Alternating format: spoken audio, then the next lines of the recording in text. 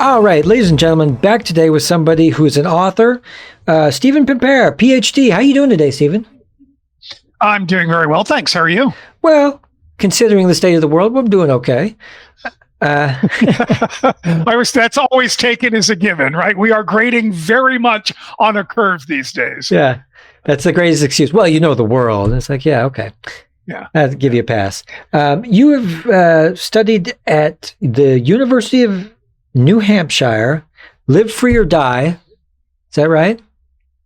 Well, I've been working there for the last 8 years. Okay, but your my degree's actually from City University of New York. But yeah, I've been in New Hampshire for the last 8 years, just back into New York City recently. Okay, so and you originally cut your teeth out there doing like working with poverty and hunger and homelessness in New York City. So yes, this is going back to, this is before I actually went off and got my graduate degree and did the professor thing. I was working first for an organization called Artists to End Hunger. It was a small operating foundation that gave grants to mostly church-based soup kitchens and food pantries, although we did do some work with God's Love We Deliver, which was the early home-based meal delivery service for people with AIDS, and a little bit with the Food Bank of New York City. We made grants to them as well. And then went from there to an organization called Food and Hunger Hotline, which is actually now part of the Human Resources Administration of the city. We did a couple of things. We ran an emergency food referral hotline, right? So if you're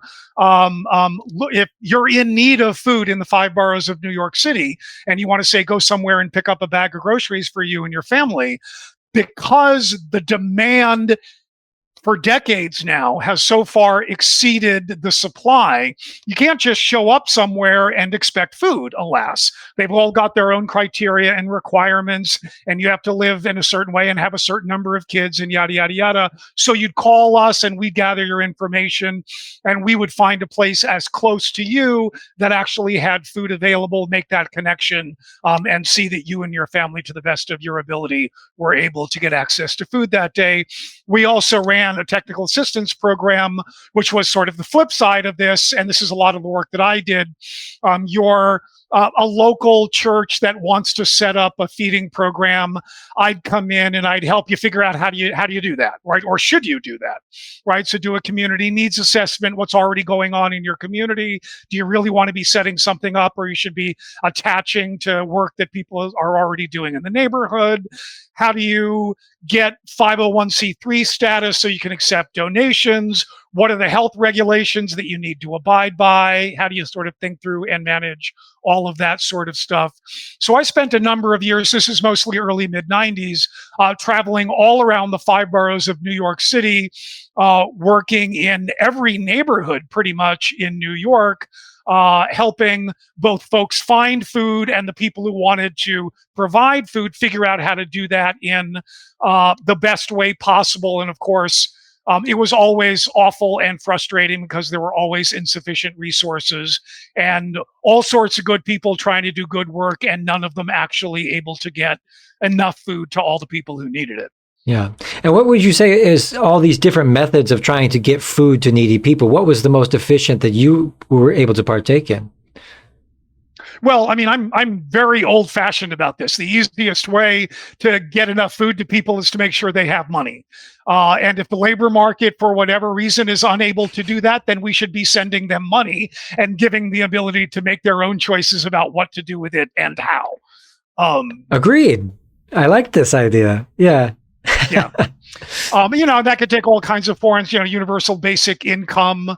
We could, what we did briefly during the pandemic, right? The expansion of the child tax credit, expansion of unemployment benefits. We did actually all sorts of things during that emergency that pumped enormous amounts of money into almost every household, but had disproportional impact in low-income households. So we had a lot of households who, working households who, during a brief period of pandemic, through the expanded child tax credit and unemployment benefits, actually fared better financially during that period than when they were working, right? And that's, of course, from me, not a condemnation of those public relief programs, but by contrast, a condemnation of how poor the pay is for so many jobs for so many people, and how impossible it is to both simultaneously go out and earn the money you need in order to care for your family and be present in the home in order to care for, right? Given the laws of physics, we can't actually do both of those things at once. So we're putting all sorts of people into this literally impossible position. And one of the, I hesitate to use the word hopeful, but I'm going to say hopeful things that I take away from the pandemic is that even though we unwound those programs, we demonstrated that we know how to do it. And we've got now a boatload of data to show that it works. Now, as far as stuff like that, I mean, what's your thoughts on universal basic income and its ability? And what's the data on that? Isn't there sufficient data to say that this old trope that poor people given welfare won't work? But yeah, I mean, we in fact know that that's not true, right? So we've got now all kinds and all kinds of studies on all kinds of different cash assistance programs in all kinds of places all around the world, right? And what they find is that there may in fact be some very marginal effects on hours worked around the margins. They're small effects and they're around the margins, right? But first of all, I'm not prepared to conclude that that's necessarily a bad thing, right? Because what are people doing with that time instead? Are they spending it with their family? Are they doing things that give their lives more meaning? If they're working less and happier and healthier, right? Even if we've got a little bit by way of trade-off, and again, these are super modest, then that strikes me as worth it. But the idea that we've got, and this is so much central to the rhetoric in the United States and has been arguably through all of our history, right? That people are poor because they're either doing too many things they shouldn't do or not doing the things that they should do, right? It's rooted in personal behavior, bad choices, moral irresponsibility. And the only thing that we can do is force them to do the things that they don't want to do. And of course, there's just not evidence for that, right? Most people actually would like to work. Now, they would not like not to work demeaning, grueling, low-paying jobs that put them in danger and make it impossible for them to enjoy their lives. But there's all sorts of stuff that comes from work for a lot of people beyond money, right? It's community, it's a sense of purpose, it's a sense of belonging, right? There are all kinds of other things that can come from work. It's how do we create systems that allow people to make their own choices about how they invest their time, right? Which, of course, is heresy for an American to say out loud, right? But it's, but I think this is important, right? Because there is this trope on, I think, both the right and the left, right? That there is inherent dignity in work. And that's just wrong for large numbers of people, right? Lots and lots of people have really shitty, can I say shitty? Please. Shitty jobs, right?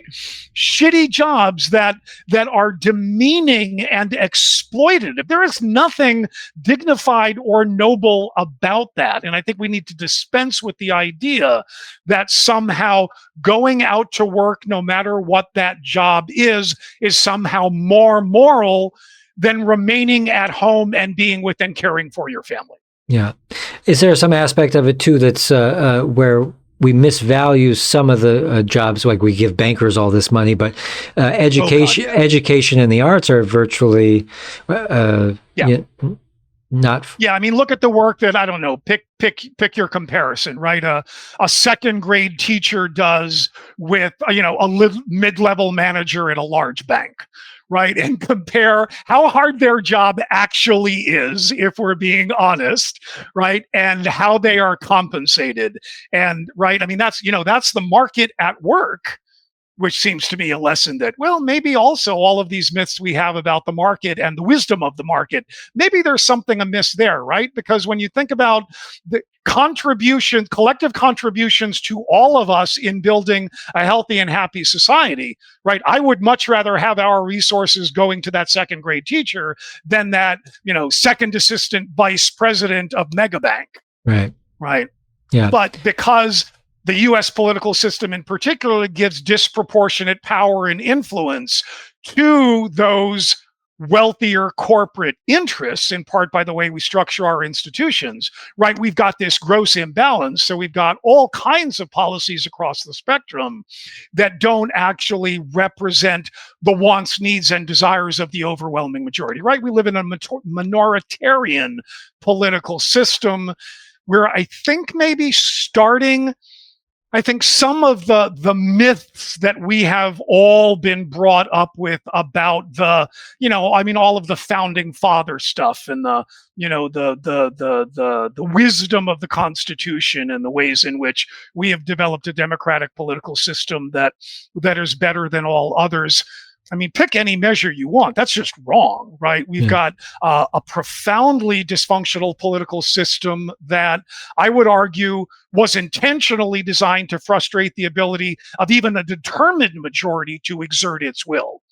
And because things are so bad now, and we see this blatant rise of this white nationalist, misogynist, xenophobic, fascist authoritarian movement at the very upper echelons of power, right? It's, again, looking at trying to find the bright side, which is something I struggle with, and I'm always trying to do with students, right? Right? Yeah, right?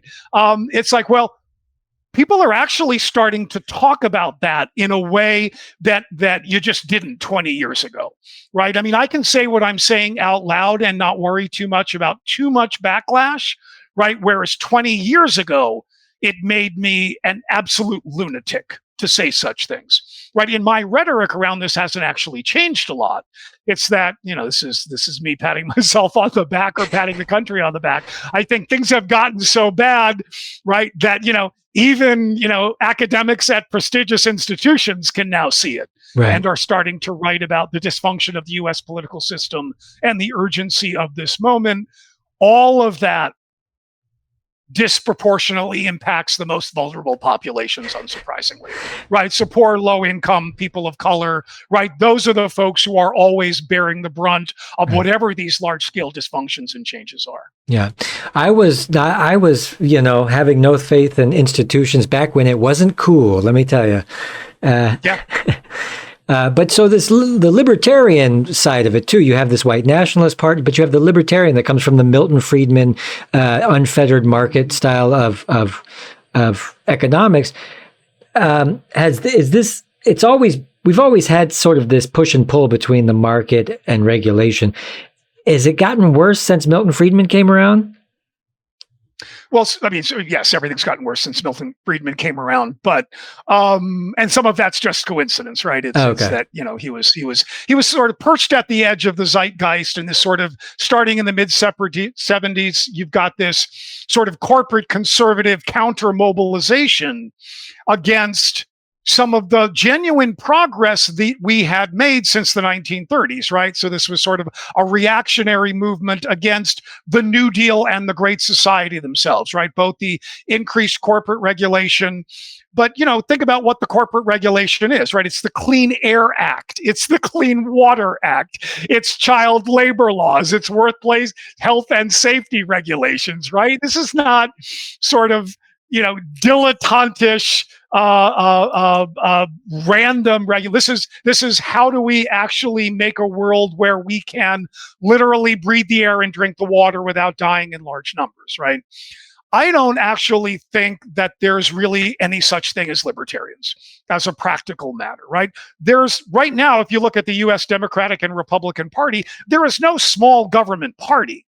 Right? It's just that each of the parties wants to use the force and power of government to different ends, right? I mean, the easy example right now is Ron DeSantis, governor of Florida, right? Boo. Who is using every bit of power he has, right? Not to weaken, right? Not to weaken the state, but precisely the opposite, right? To use it and to use it to intrude in the most personal aspects of people's lives, right? Literally regulations about how you are permitted to dress when you go out in public and the books that public libraries are permitted to hold, right? I mean, I know. and he will tell you he's a small government conservative. It's like, Dude, what am I missing? Wait a minute, what am I missing as far as the difference between this is fascism, right? And this is fascism with,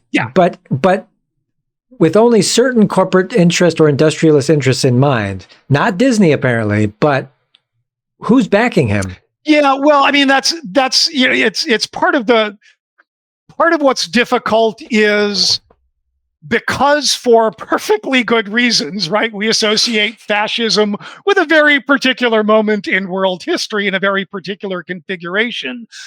And because, in that period, particularly when we look at fascist Italy, right, where we're seeing sort of this combined power of corporations and the state as one of the central features, it doesn't map neatly in this particular moment, right? Which is, I will sometimes call it fascism. I'll sometimes call it authoritarianism. I'll call it, white Christian nationalism. I think where we don't have a good vocabulary for it, because, and this is true arguably always through all moments of history, right? Each of these moments has its own particular configuration, right?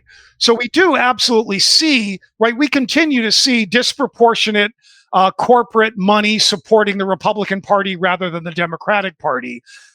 But it's not wildly disproportionate, right? If you look at contributions that go to candidates for Senate, it's, depending on the cycle, depending on the campaign, 60% Republican, 40% Democrat, right? And, you've got, Democrats like New York Senator Chuck Schumer, right? Sometimes referred to as the senator from Wall Street, right? Who is very much, right? He would argue for good reason, beholden to Wall Street banking, finance, insurance, real estate interests, right? And he would argue that that's for the good of the economic well-being of his state, right? But also, generally sort of liberal on a host of other issues. So you get this weird mix. But when you talk about someone like DeSantis, when you talk about, look at Texas, look at Iowa, pick a state, right? That I think the key is it is anti-democratic at its core, right? Is it a rejection of the notion that people can and should have the ability to be full participants in the decision-making of the institutions that would govern them. And the authoritarian, the fascist impulse is the hierarchical one, right? It's to say, no. We decide, we know best. And the we here, right, is typically rich white men, rich white, straight, presenting, at any rate, men, right?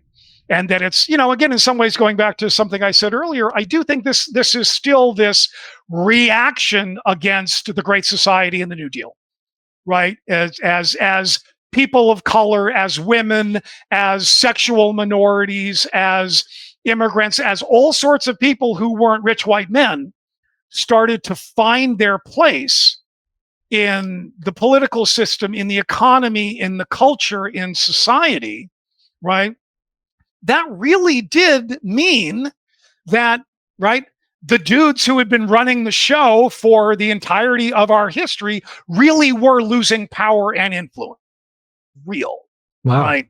Instead of them saying, you know what, we've had a good ride, but we've had unfair dominance over all these things for no particularly good reason, right? And it is good, fitting, and proper that we relinquish some of that to the other people we share the country with, right? Instead of that being the reaction was, nope, it's ours. And we're going to hold on to it, and everybody else is illegitimate, and we will use every bit of power we have to maintain our control over all the things. How much of this do you think stems from a fear that the capitalist class has of the shifting world powers and the China becoming this great economic and kind of the ground shifting like that? How much of that can be attributed to the way that they're squeezing Americans right now? Well, I mean, I don't think that, I mean, if we're really talking about sort of the folks who are sitting at the apex, yes, right? Sort of the global multinational corporations. I don't think they think in nation state terms, right? They're not, it's not China versus the United States. It's whatever competition is going on between China and the United States. We've got to make sure that we're positioning ourselves so that we're going to be profiting regardless of what happens. Yeah. Right. And you can see this in lots of ways as corporations have gotten really good at setting up little fiefdoms around the world that exist apart from nation state control. Right. So you've got the Cayman Islands, right? It's a classic one that people will recommend, right? Recognize, right? All sorts of places. And there seems to be sort of, and this is starting to get outside things that I should be talking about, because I'm about to say things where I don't know what the hell I'm talking about.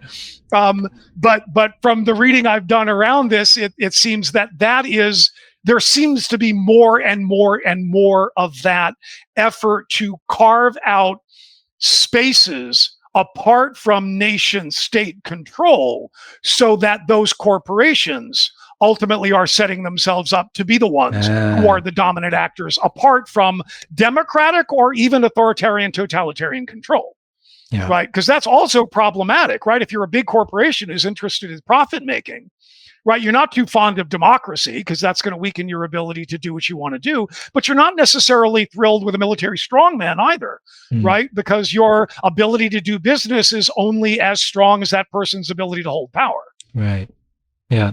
I forget that Tesla and Ford have a lot of the market in China for what they do is huge. Second biggest market for Tesla is China. So it begs the question why the government is this like anti-China kind of sentiment from Trump or even from Biden. Why is this just lip service? Because this is not, or are the corporations not as powerful in government as I thought?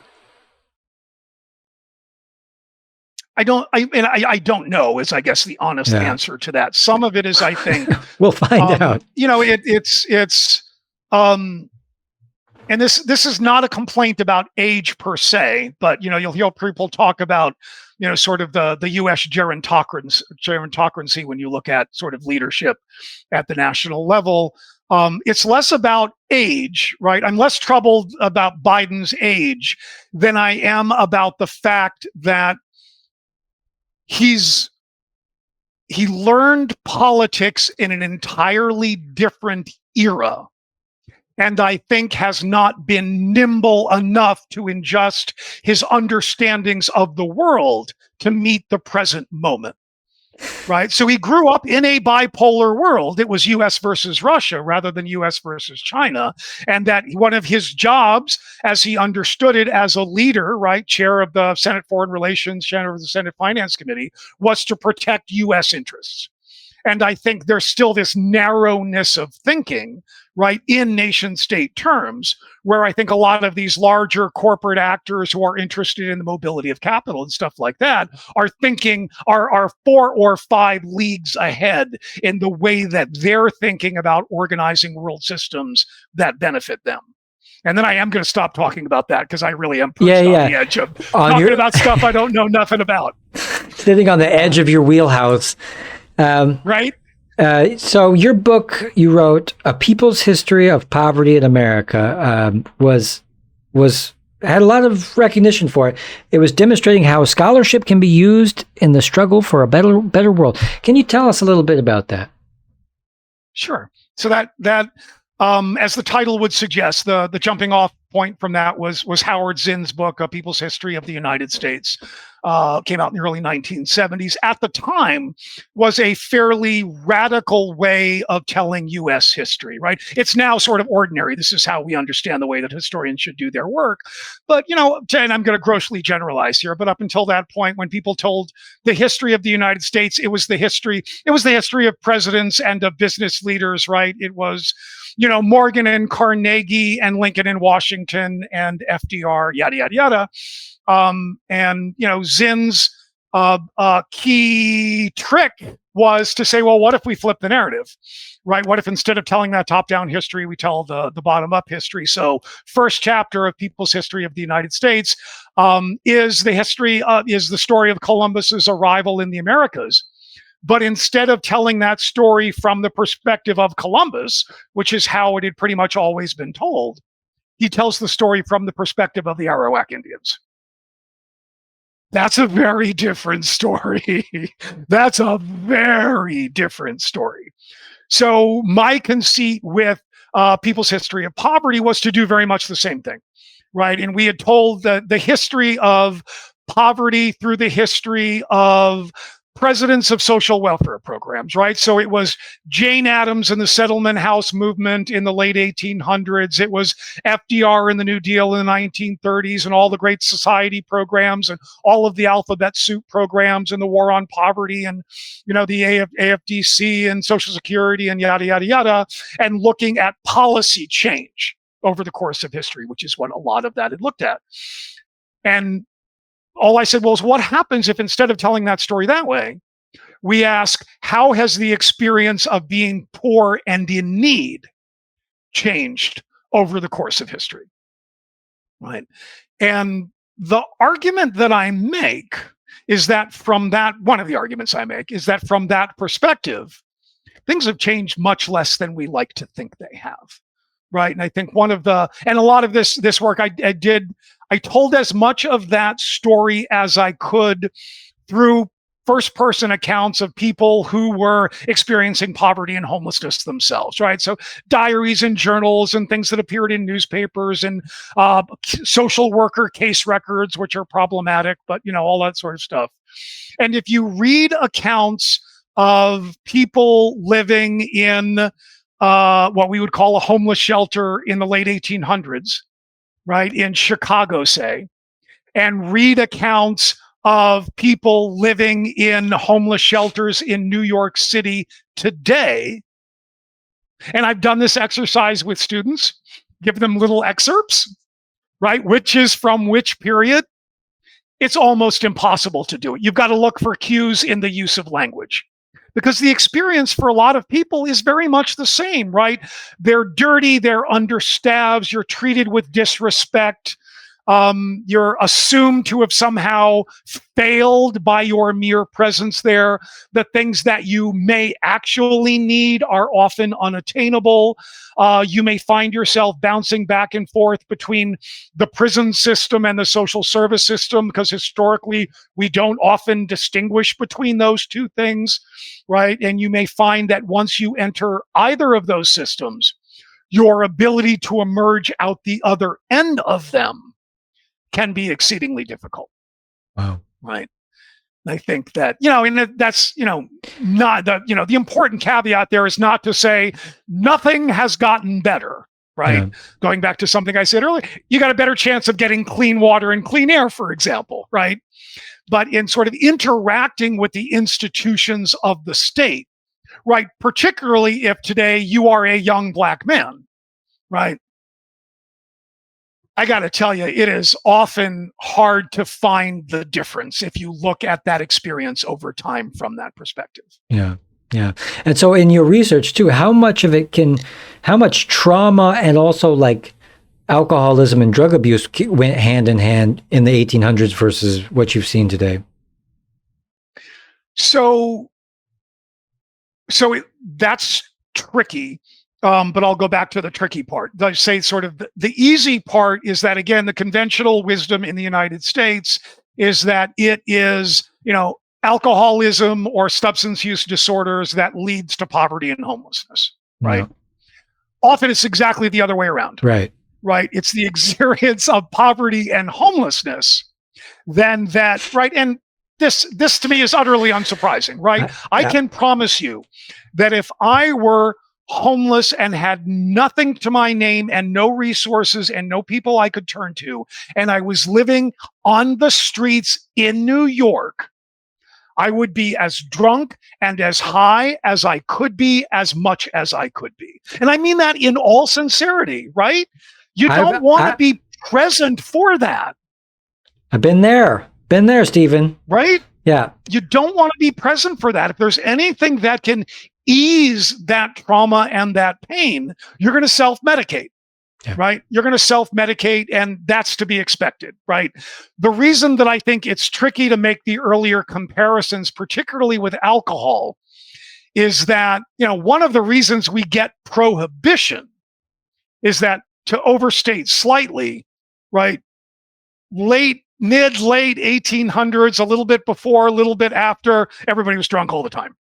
Right? There was just so much alcohol everywhere, in part because we had not yet created readily available clean water.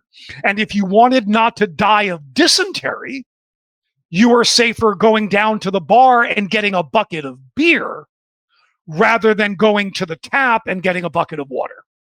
It was a safer, smarter choice. Right? This is where the women's temperance movement comes from, right? Yeah. And, we could argue that part of one of the many things pushing us toward municipal water systems was, in fact, the consequence of so much alcohol consumption. Right. What year was Prohibition again? Oh, God. 24, 26, 27?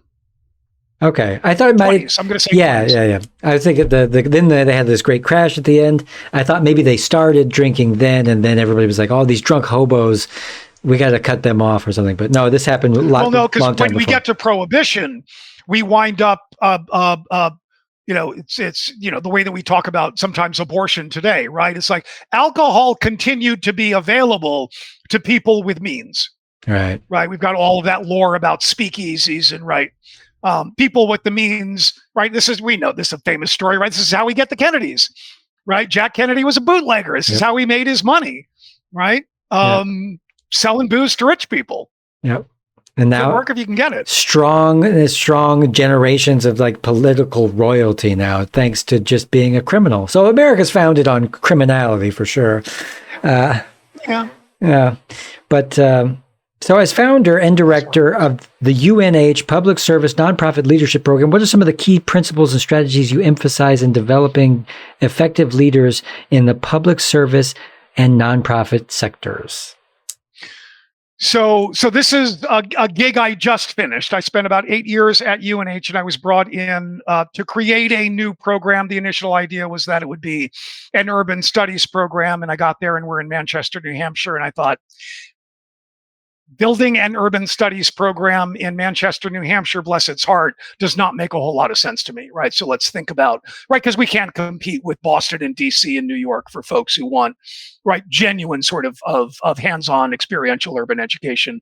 But I thought there's a lot that we can do in order to help create avenues both for traditional age college students who are looking to build careers in the public and nonprofit sectors, but also for working adults who, for one reason or another, hadn't got their undergraduate degree. And this was my story, right? All of that work that I was talking about earlier was before I actually got a college degree, right?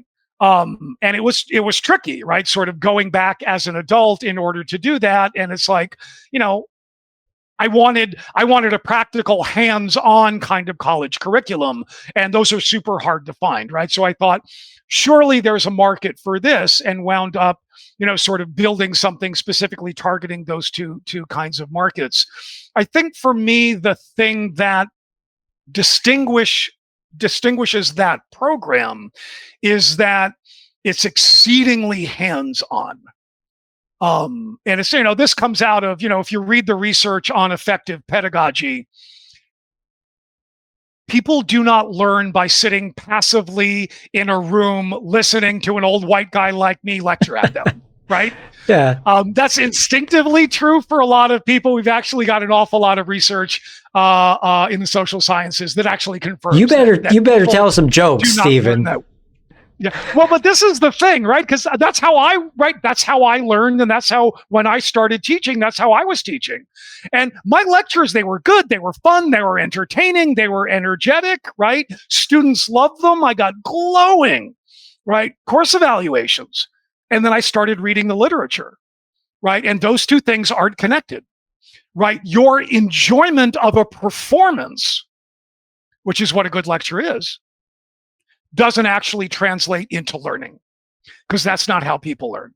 People learn by doing and by interacting with other people and other institutions, and they learn best by interacting and learning from their peers. So the program I built is very much lots of group work. Students hate this. Lots of group work, lots of collaboration, lots of real world stuff, right? So I taught a New Hampshire policy advocacy course, and very first day of class, they have to look through all of the bills that are being introduced in the state legislature, pick things that look interesting to them, form themselves into groups. And then step by step over the course of the semester, they actually build and then execute an advocacy campaign for or against their bill that includes going to the state house, testifying, meeting with legislators, reaching out to other groups that are working on those issues, right? Because all good advocacy is group work, right? No successful organizing or advocacy effort is ever done by a single person alone, right? For the issues that I care about, right? If you're one of those billionaires we were talking about, that's a very different kind of avenue. We ain't got those kind of resources, right? It's people rather than money where our collective power comes from. So part of the challenge is, how do you get, not just learn from a text about what we know about community building and community organizing, but actually go out and do it. Yeah. Right. So that very much was the ethos of the whole program. How much of it is fundraising too? To teaching these people how to fundraise, or it depends on where you are. Way too much of it. Yeah. I mean, if you're, especially, well, I mean, anywhere, honestly, right? And this is, when I was at Food and Hunger Hotline, one of my, it's a small nonprofit. We all had, 11 different titles, right? One of my titles was Director of Development. I was the chief fundraising guy. And I spent way too much time doing that. And you ask anybody who's working for, a food service organization or an organization that helps new immigrants become incorporated into communities and find jobs, or, provides services to the deaf and hard of hearing. They are spending time scrounging for money that, in my opinion, would be better served in actually delivering services. Right. But again, because we've taken for granted that this is less government responsibility in many ways, but more the private voluntary sector's obligation, right? Instead of counting on regular grants from the government that allow you to do your work, you got to go out begging for money, right? And that also means, right, inevitable compromises. When I was at Food and Hunger Hotline, at the time, Philip Morris, right, big tobacco company that is now Altria, was one of the single largest funders for emergency food provision in New York City. And because they are currying favor with low-income communities. Oh, right? Yeah. Okay. Right. And, we would once a year, twice a year, as grants from Philip Morris would come in, right, have a conversation with the board of directors, some of whom, for good reasons would say, do we really want to be taking their money? Right? Good question. Yeah. Right? Here's the problem in my mind. One of our big funders was also JP Morgan, the investment bank. Right? Okay, so what about them? Right? And where do you draw that line? And if you're if you're put in that position where we're trying to feed people who ain't got enough food, right? Literally trying to feed people and their children, right? And that's where the available money is. You don't have a choice. Right?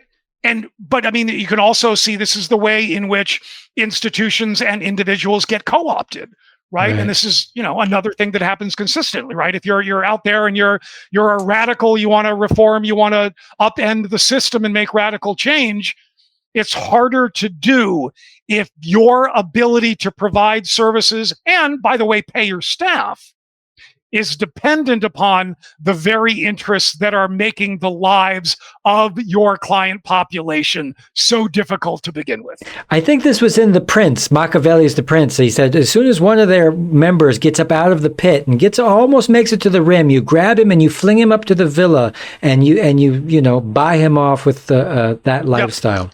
Classic co-optation. Right. This is playbook stuff. Yeah. And we can see this in going back even to U.S. systems of slavery, right? The hierarchy that was created by enslavers of slaves themselves, right? In order to divide them against each other. And those that were most radical, if they weren't killed, were often pulled into either supervisory positions or cushier jobs inside the home in order to tamp down their rebelliousness. Yeah, it works. That's wild. And sad. Yeah. So also, when we're talking about these organizations like this, efficiency-wise, big or small, what's better? Because I've heard a lot of things about animal rights activists, organizations that are trying to help people, and they get to a certain size and they become, I hear, ineffective. Is grassroots better? I'm hesitant to make a broad generalization, right? There is absolutely no shortage of stories of organizations that grow bigger and bigger and bigger and more corrupt and more corrupt and more corrupt. And we can see this in environmental organizations. We can see this in unions, right? We can see this in all kinds of organizations, right? So it seems to me that it is possible that the risks of that co-optation and corruption are greater the larger you get and the further away you get from your core constituency. But there are also limits to what a very small community-based organization is able to do, right? Again, we've got this, people put in this awful position, right? Where I had this guy, I got to give a shout out to Jonathan Meyerson Katz. He was in Haiti when the earthquake broke. He was one of the only journalists that was on the scene. But what happened was you had members of the UN special delegation, some kind of like arm of it that's for humanitarian aid, came from all over the world. But these people from another place basically shit in the waterway, and then there was this outbreak of cholera and it was the fault. And it's maybe that's too big, maybe it's too big then if there's and there's a long history, right, of criticism of world food programs of all kinds and the ways in which sort of ostensibly well-meaning efforts by the UN and others wind up going in and disrupting the already existing local economies, right, in the way in which they distribute and deliver food, right? So, yeah. At least you try. Anytime that there's an effort put forward, hey, we got to at least applaud it. So, so your work also includes the creation of One City Cafe, New York's first nonprofit restaurant, which was hailed as the reinvention of the soup kitchen. Can you talk about this? This sounds very cool. Sure. This was back in the Food and Hunger Hotline days. So this was a joint project of myself, the then executive director, associate director, and we actually a director of research. All of us, right, sort of running the hotline and the technical assistance programs and some other things, just enormously dissatisfied, right? It's like, well, we got it. We're doing important work. We're getting food out to people, but that's it, right? We it's the same damn thing every damn day, right? Because we're addressing a problem that is created elsewhere. So we're ameliorating suffering, good, but not doing anything sort of broader than that. So we started sort of thinking through, well, what does an alternative model look like? And because our director of research was an anthropologist, and because of the instincts of the rest of us, we said, well, we actually need to kind of talk to the people who would be our clients rather than us getting together, right? A bunch of PhDs sitting around in a room, figuring out what the answer was. So we conducted a long series of interviews, mostly with women in homeless shelters who had children and were escaping abusive relationships, which is in part because that's what a lot of that population winds up looking like, right? And just, sort of have these extended series of open-ended one-on-one and group conversations. What do you want? What would make your life better? And the pattern that kept emerging was, incredible dissatisfaction with the food resources that were available to them, right? So it's like the choice is, all right, go stand in line at a soup kitchen for prepared meals. Those are often very unpleasant experiences for a whole host of reasons, right? And not always a great place to bring your kids, yada, yada, yada. But often if you're living in a homeless shelter, right, you can't go to a food pantry and buy a bag of, or get a bag of food in order to bring it back, because most of those shelters have rules. You can't have a hot plate. You can't cook in your room, yada, yada, yada. So what do you do, right? And they said, we would like a place where we could go with our kids and have a nice meal and not be treated like crap. And a version of that came up over and over and over, just this basic plea to be treated with respect and dignity, right? So what we wound up building was 14th Street between 7th and 8th Avenue in New York, in the space that was previously occupied by an old French bistro, what would become a nonprofit restaurant, right? Tablecloth, glass, china, with a sliding scale. So it was open to the public, right? But, we'd present bills in little billfolds. But if you had, you pay with food stamps, if you had a Medicaid card, right, you got a discount, right? All kinds of sliding scales. If you didn't have any of that, you'd pay full price, either cash or credit card, right? So the idea was twofold. One, here, and it was near a lot of where those women's homeless shelters were, right? So accessible to them in that way. So the idea was, you can come, you can get a meal, you can hang out, you can, right, sort of enjoy the thing that you might not be able to do, a simple, small thing, right? But can be enormously important if you're having a super hard time, right?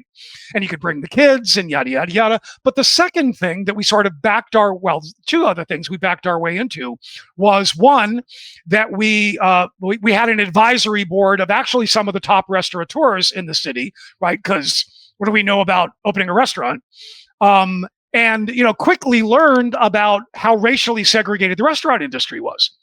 So one of the things that we determined was that, well, what if we use the expertise we have and we run the restaurant as a job training program, right? So that others can come in, get professional training from restaurant professionals, and move into upwardly mobile, good-paying jobs in the restaurant industry, right? The third piece, because of the open to the public bit, was that our fondest hope was that it would be a way to break down some of the stereotypes people have about homeless people, right? And so there's one story I'll tell that sort of sticks in my mind. This was, as I said, we all had many hats. I was often in the restaurant at night serving as manager, right? We had a full house this night and a lot of regulars. And this woman comes up to me, not to engage in invidious stereotypes, but, a white lady from the Upper East Side, I'm going to say, right? So it was literally a little Chanel suit, right?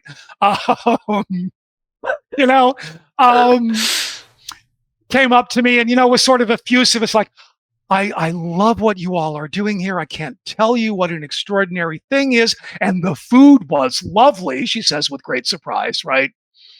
And then her voice gets quiet and you can see her sort of looking around the room. She says, "Are there any homeless people in here now?" And I look around the room, right? And I see, right, all the regulars. And I said, Yeah, about half, give or take. And she looks around the room again. And I swear to God, I heard something click in her head. Right? Because she looked around the room and went, wait, I can't tell which ones they are. Right now, how do you do that on the large scale? And how long did that stick with her? Right? But that really was that moment that it was like, okay, our idea about the opportunity this presents to break down those kinds of stereotypes, that was not us just deluding ourselves. There really was opportunity there to do that. Utterly, and there are other moments like that, but it really was just this sort of perfect encapsulation of the crap that people walk around with in their head, and how you can't, I think, often dislodge that in the abstract. Going back to what I was saying about teaching, right? I don't know that you can get someone to get that by reading a book, right? I think there was something about that literal, physical, present moment, that realization taking place in real time among real people, that in my fondest dreams make me think that she led the rest of her life in a different way. I know that's naive as hell, but I have to hang on to that to get through some days. So it was a spectacular thing. Yeah. I'm sure she learned something. Hopefully she passed it on. But yeah, I mean, this is and people don't know until you really submerge them into somebody else's shoes. You got to disarm them and put them in that position to where they realize that these people are human, have the same needs as you. But at the same time, people are unaware that a lot of places you can't buy hot food on food stamps. How did you get around that? We actually changed the law in New York State. Oh, you did? That was one of the advocacy projects we were engaged in at the time. Yep. Wow. Yep. Yeah, we got a relatively modest change to New York State food stamp regulations. That's awesome. Good job. Yeah. Yeah, it was great. Same. Most places I went, it was slim pickings, but then eventually California opened still true up. In most of the country. And I'll tell you, I'll be honest, I haven't kept up with this. I don't know what the current state of New York State law is around prepared food with food stamps. I really need to check and see how much of that has hung on. Yeah. But it's tricky, right? I mean, we make it, I don't think this is accidental. We make it so hard. I think, there's a line from Francis Fox Piven and Richard Cloward, who wrote a book called Regulating the Poor, which is one of those books that, I just said that books can't sort of do that kind of thing. This is actually a book that did that for me. So I'm a liar. Right? Well, you say white guys lecturing. I'm like, I'm sitting here listening to you. I'm having a ball. Yeah, but you haven't seen what the final exam looks like. Okay. I'm taking notes. In Regulating the Poor, they write, to demean and punish those who do not work is to exalt by contrast the meanest labor at the meanest wages. Right. In order to say, there are functions that our punitive policies toward poor people serve.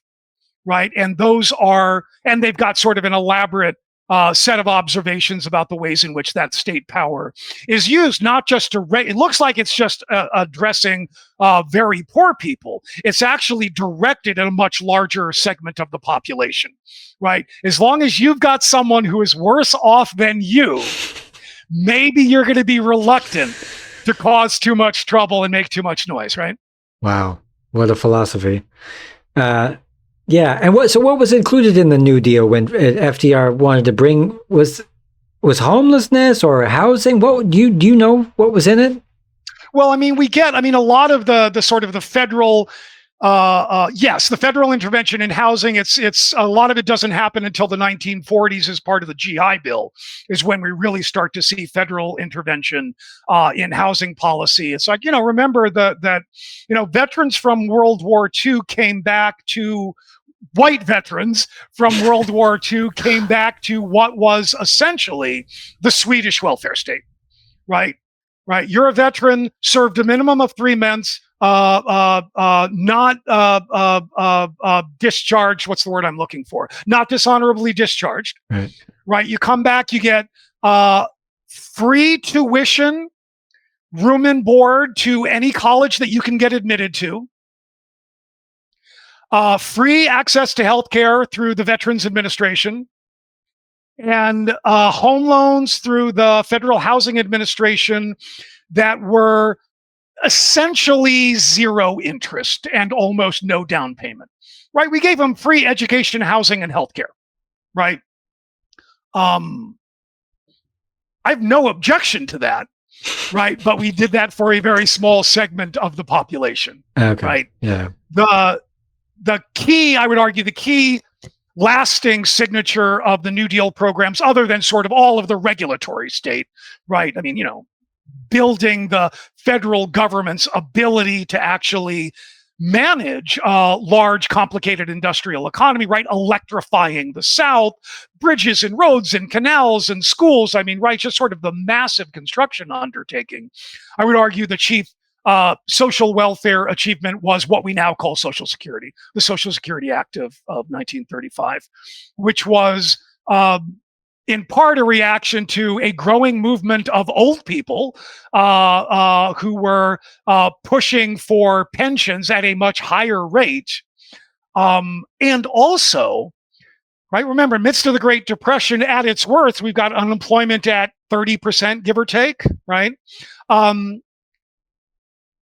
If we can figure out a way to put money in the pockets of old people and push them out of the labor market, we can open up those jobs to younger people so that they can get married and start families, right? And this was explicit, right? This is not some crank professor reading back into it. There were explicit discussions about the labor market functions of Social Security and how urgent it was that young people have employment for the health of the larger society and economy, right? If you don't got a job, you're not going to get married, you're not going to have kids, and then we're in trouble, right? Because then we've got no future generation, right? So Social Security, and of course it was relatively modest in the 30s, but we amended in the 40s and the 50s and the 60s and the 70s until today.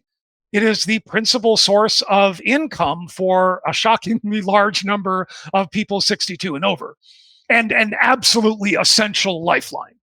Absolutely essential lifeline. There is nothing we have ever done, with the possible exception of the expansion of the child tax credit during the pandemic, that has done as much and continues to do as much to reduce poverty as Social Security. Wow. Huge innovation of the New Deal.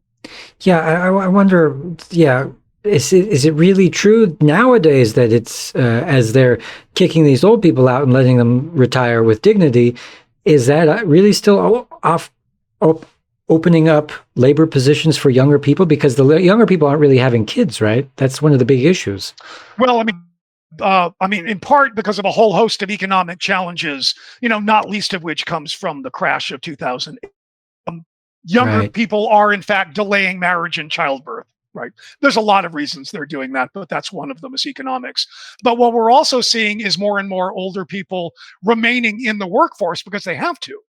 Because they have no choice, right? Because they haven't built enough by way of retirement, because they haven't been able, they've been just eking by, and because Social Security, as important as it is not enough to live on, right? Is not enough to live on. Don't have supplementary savings put aside, right, by retirement that you can draw on when you're getting Social Security. You're not going to be able to live on Social Security alone, right? So as we get, sort of got this, greeters at Walmart, right? Right. It's like, because you got to do something to supplement it. My mother, who worked up until she ultimately had cancer and died of it, but worked up until she no longer could, because that was the only way she and my stepfather could pay their bills. Literally the only way, right? So she would, there were days when, we would drive down first thing in the morning to chemo and then drive her back, and I'd drop her off at work. My friends, civilized society you got here, right? My friends and family are wondering why I say I'm never coming back to America. I live in Germany now. I will never step foot in that country, not because it's not good for me, but it's not good for everybody. And I feel that. And I think that's pathetic. And mental illness is just rife on every corner because of it. Oh my God. There's no reason that it has to be that way. But yeah. So a couple more questions, and I'm going to let you go. In your book, Ghettos, Tramps, and Welfare Queens, Down and Out on the Silver Screen, you explored the portrayal of homelessness in film. Tell me a little bit about this book. This is very cool. I can name some examples, too, from homeless people in film, I think. There was so one, what comes to mind for you? Well, there's one recently with Frances McDormand where she's like shitting in a bucket in her van. It was so realistic because what she does, she goes and works the beet fields in Minnesota. Nomad, right? Nomad. She goes to Slab City in California. These are all real places that these homeless traveling folks go to, and I've been there. That's one, but you named some because you. And of course, what they're doing is bouncing around from job to job, right? Because there's not stable employment from them; it's all seasonal. So there's not stable employment in one place, so they're bouncing around from place to place in order to try to cobble together enough money to pay for the bucket to shit in. Right, and the gas for the van. Yeah, and the gas for the van. Yeah, right. So there are lots of things that I wind up, I think, discovering, or arguments that I make. And so I look at what I tried to do, and I don't pretend for a moment that I succeeded, is to identify every significant instance of poverty or homelessness in any U.S. film from the dawn of the silent era up till, I think, 2015 is when I stopped. Wow. Are you really? And again, I do not pretend for a moment that I got all of them. I did the best that I could. Still, this is another episode then. Right? We lost like 70 to 80% of the films from the silent era, right? So there's a whole lot of stuff there that is literally gone, right? In that entire period, there was something like 300 movies, right? Out of, I haven't talked about this in so long. Out of how many? There's a couple of 100,000 movies or more, right, in this period. I found 299 that get instances of poverty and homeless represented in them, right? So already, I mean, the thing that's like, okay, so this is not a thing that appears on film, right? That's interesting. The second thing, I think, is that even when it appears that we've got a movie that's about or that's about somebody, often it's really right. And if you think about what's a good one? Is it The Soloist, the Jamie Foxx movie, former Juilliard musician who's living in LA, right? And Robert Downey Jr. is playing the reporter, right? It's about a former Juilliard musician who becomes homeless in LA. And, it's his face on the poster. It's like, oh, it's a movie about a homeless guy. It's not a movie about a homeless guy. It's a movie about a white reporter who finds new meaning in his life by hanging out and reporting on the homeless guy. Right? And if you go and watch that movie again, you will see that I am not making that up. That really is the structure of the film, that at first glance, you think that the central character is the homeless person. It's not. It's often, right? And we've got a racial dynamic often here too, right? Homeless person is often a person of color. The savior, and it's often a savior, right, is white, right? And from a different class, right? It's redemption stories. Right, the poorer homeless person is acted upon in order to the real central character, and that pops over and over. Once you see it, you will see that it pops up over and over and over and over again. The other big pattern, and there are lots of them, but the other big pattern that I noticed again is that even in that relatively small number of movies that appear to be about poor and homeless people, often they're not.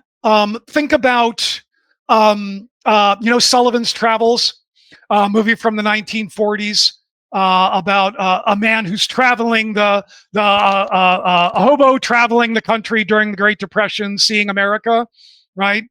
Do you remember who the hobo actually is? Was it? He's a filmmaker doing research for a movie. Right. So he's in disguise. He's cosplaying, right, as a homeless man. right? So again, and this again, once you see that pattern, you especially in movies of the 30s and 40s that are purportedly about homelessness, right? Often it turns out the central character is not actually homelessness. It's often a rich guy who's hanging around in the Hoovervilles on the bank for his own particular reasons, right? Yeah. Obviously there are exceptions and there are good examples, but we've got an entire sort of central space of U.S. culture where we entirely erase a category of people. I would argue. I mean, this is they're sitting around the boardroom saying we want to make this picture, but they don't write it from the perspective of homeless people. Homeless people don't go to movies because what do they know about the perspective of homeless people, right? That too. Yeah, the argument that I make in the conclusion, right, is that it's common practice, right? If you're making Top Gun 7, right, and you're going to make a movie about the military, right, or you're making a cop film, right, you've got advisors that from the military, right, to make sure that you're doing it right. You've got actual police officers or retired police officers you bring in to make sure you're doing it right. Right? The very least we could do is have the equivalent. If you're purporting to make a movie about poor and homeless people, I'm serious. I know. Yeah. People with actual knowledge to say to you, hey, maybe you ought to think about what you're doing here because this does not actually represent the reality. Yeah. Yeah. Isn't that's But I think so it sad. matters, right? Because if this is the only encounter that many Americans have, particularly of homeless people, right? I mean, it's not hard to understand, right? Going back to where we were earlier, where all of these stereotypes come from. Yeah. Right. You've got too many people with not only no firsthand personal experience, right, but also no accurate cultural representations that they can draw on. Yeah. Right. So they're at sea. So at some level, you can't blame them for getting it wrong, because how are they going to get it right? Right. And we've seen this in movies, in culture, whatever it is. Any minority group is not going to be represented in the way that maybe is accurate because of who's making the movie and who's watching the movie. It's old rich white men. Right. Less true now than it was in the past, but still, it's rich old white men. Yeah. Well, I will say that Life Stinks with Mel Brooks is an excellent film where he plays the rich guy that bets the other guy to be poor for a while. That movie's really funny. And it made me feel better about it. Read what I wrote about it. Pick up the book and read what I wrote about it. Okay. You said. All right. So one more question. Look, your recent book, Politics for Social Workers, A Practical Guide to Effecting Change. It's a kind of offers guidance on creating social change. So what are some strategies that people like social workers can do? What's your tips? So my graduate degree is in political science and public policy.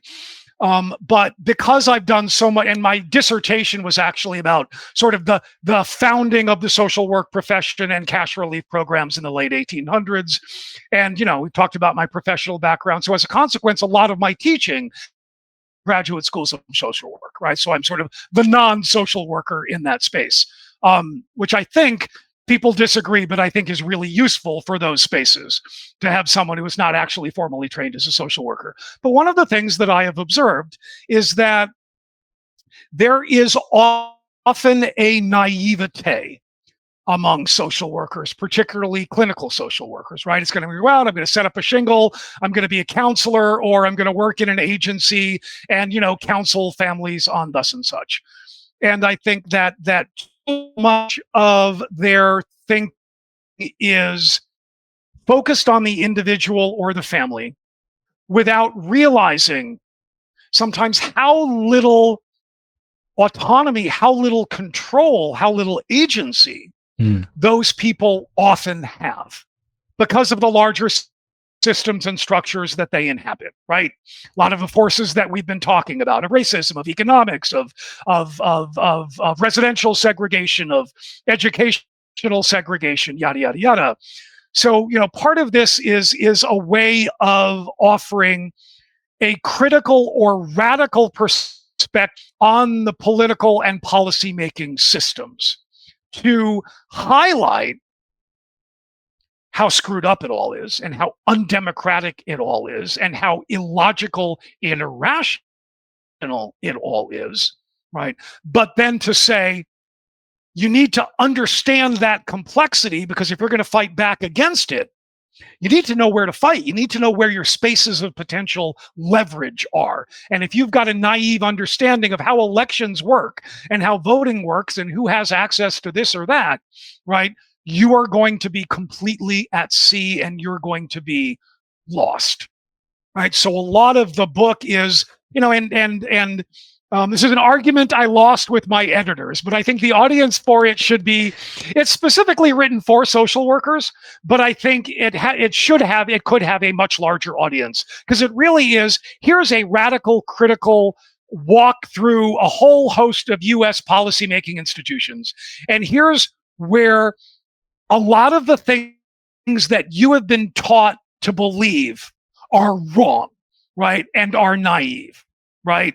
And this is easier to see in the last year, but, my chapter on the Supreme Court, right, leads with, this is a political institution like any other, and the notion that this is somehow neutral arbiters above politics has been a delusional lie, but is a particularly delusional lie in the present moment. Again, I think it's easier to see that where we sit today than it was 2 or 3 years ago, right? But still hard for a lot of people to see. And as we were talking about earlier, still hard for a lot of the old folks running the show to wrap their heads around, right? That the understandings that they had about what the function, particularly of the Supreme Court, was and how they would go about their decision making, if that was ever true, and I don't think it was, it is absolutely not true now. They are interested in raw power and will exert it in whatever way they can. And if we can't acknowledge that, then there's not a damn thing that we can do to change it, right? Yeah. So the book winds up doing a lot of that kind of work. And then the second piece of it is like, at the end of each chapter is sort of lessons for practice, right? So what does this mean for you? How do you apply this to the kind of thing? And some of it is, given what we've just said about policing institutions and child welfare institutions, and if you wind up doing a home visit and the regulations of your agency say that you need to call in child welfare into that household, are you doing more harm than good by doing that? And how do you think about what it means to introducing that police force, and child welfare is nothing but another police force, into that household? Are you going to make things better or are you going to make things worse? And how do you balance that decision against keeping your job and your sworn ethical obligations to the profession? These are not easy things, right? But I think that sort of stuff. And then some of it is just more mundane, right? Where do you go to gather reliable information on the issues or the populations that you care about? How do you think about strategically reaching out to elected officials in ways that are effective? How do you think about doing door knocking for political campaigns to get people to the polls on election day? How do you think about building institutions of mutual aid in your communities so you're not depending on those unreliable other institutions to come to the aid of your friends and neighbors? Yeah. So super practical, I hope. Yeah. But also, right, very much at the busting myths that we've been taught. Most of us have been taught, I think, throughout our educational career. But then what do you do with that new knowledge to try to build new, better systems? Yeah. And that balance between the, family and bureaucracy, and especially when dealing with kids, what to do and stuff, it's always a hard decision, I guess. Super hard. I don't think I could do it. Super, super hard. Yeah, that's not, that is not in a million years. That's the kind of, right? Because it's not just that that's the work you're doing, right? It's that you're underpaid, you're undervalued, you've got, a stack of cases this high on your desk. It is literally for you to pay attention to each of those cases enough to be sure that you know what's going on in those households and those. I think the average duration of people in that job is like 2 to 3 years. Oh, wow. Right. And I've talked to, the people who are doing it, and they literally have nightmares, right? They wake up in the middle of the night worried that one of the children they're responsible for is going to die on their watch. Yeah. Yikes. Yeah. I'm even here in Germany. And of course, back to where the answer to that is more money into those institutions that are actually doing vital and important work for our well-being. Yeah. I'm constantly arguing with people on the internet, these old retired guys that live in Miami Beach who don't have a care in the world. And they always say, America needs a free market and an unfettered market. And we don't need any welfare. We need to get rid of all that. And when they say that this is good for America, they say this is good actually. When they say America, they're talking about themselves and nobody else. Yeah. And well, that's right. Because their assumption is that the bad things are only going to happen to other people. Yeah, because I'm smart. Part of the information bubble, makes this hard, but it's like, okay, so talk to me about your friends and neighbors who are dead from COVID. Right. Right. Could greater response and action by government have kept some of your friends and family around, right? Or the ones in Florida, right? The apartment building 2 years ago now, right? That collapsed. Yeah. Right. Killing some awful number of people in it. Right. It's like, okay, so free market, all good. You happen to be one of the people in there who died. Well, that's the price you pay. Yeah. Right. I mean, I think that, and I wouldn't say it in that tone if I was actually trying to engage in a conversation with those folks to reach them. Right. But it's like, well, walk this through with me. Right. It's like there are things that government does that the market won't do because there's no profit in it. Right. Right. If the only things do are the things that are profitable, we go back to a world, drink the water, and you can't breathe the air. Right. And this is it. Next time we're going to have the discussion about the environment and the profit motive. Right. Yeah, it's a whole can of worms. I'd like to thank my guest, Stephen Pimpare. Wonderful human being, hell of a lecturer, more interesting than some other stodgy old white professors. Now, we're going to name names? Yeah, I've got a whole list going here. So you'll come back, just do it again. The links to your great books will be in the description. You got The People's History of Poverty in America, Ghettos, Tramps, and Welfare Queens, Down and Out on the silver screen. I have to check this out. I haven't gotten to see this one. Politics for Social Workers, A Practical Guide to Effecting Change. A few others I'll put in the description. Is there anything you want to add before we go? We'll talk after. Just thank you so much for an interesting conversation and letting me bloviate at length. My people like nothing more than that. Anybody who's a fan of Howard Zinn's got a lot to say, All right, you, Chris. We'll see you next time. Bye, everybody. Thanks for coming by.